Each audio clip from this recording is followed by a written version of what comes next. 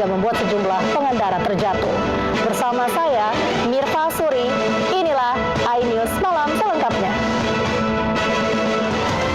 Pemirsa, puluhan pengemudi ojek online panik berlarian saat dirazia Dinas Perhubungan. Sejumlah pelanggar yang terjaring mengaku melanggar lantaran terburu-buru mengantar paket. Dua bajing loncat yang beraksi di jalur lintas Sumatera Utara Aceh viral di media sosial. Kedua pelaku diamankan setelah polisi menyelidiki identitas mereka. Kasus asusila yang dilakukan oleh pengasuh pondok pesantren terhadap santriwatinya juga terjadi di Kulon Progo, Yogyakarta.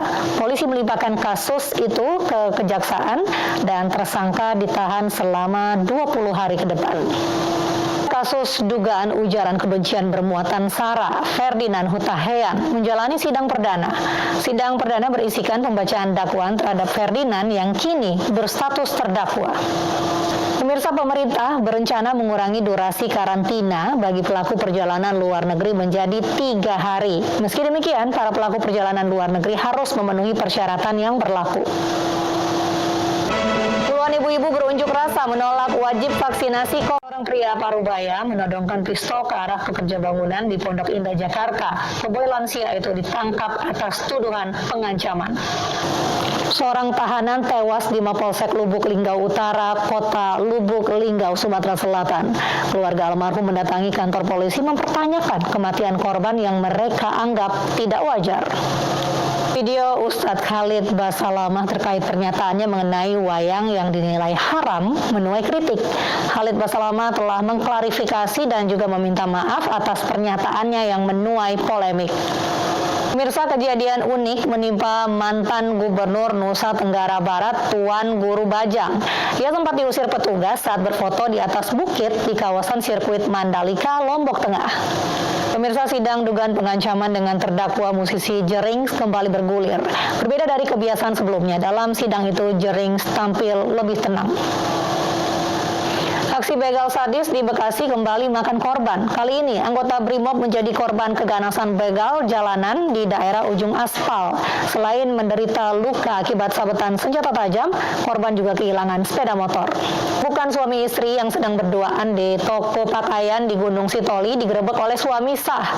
Kedua pasangan diketahui telah tinggal bersama selama 1 minggu dan meresahkan warga sekitar.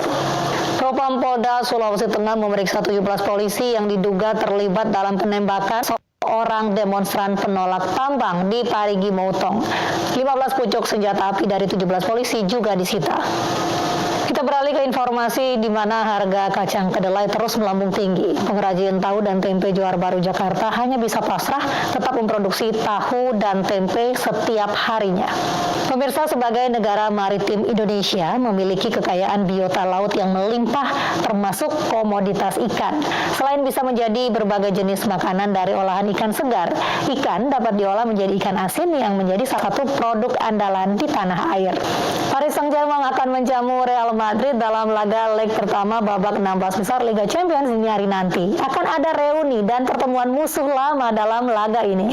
Manchester City akan melawat ke kandang Sporting Lisbon di leg pertama babak 16 besar Liga Champions. Sporting punya sejarah dengan City di mana mereka pernah singkirkan klub Manchester tersebut di babak 16 besar Liga Eropa musim 2011-2012.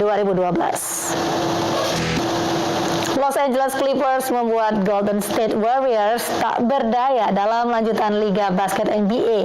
Clippers menang meyakinkan 119-104. Pemirsa, dari informasi mancanegara, Rusia menarik beberapa peralatan tempur usai latihan dengan Belarusia. Hal ini sedikit memberikan angin segar.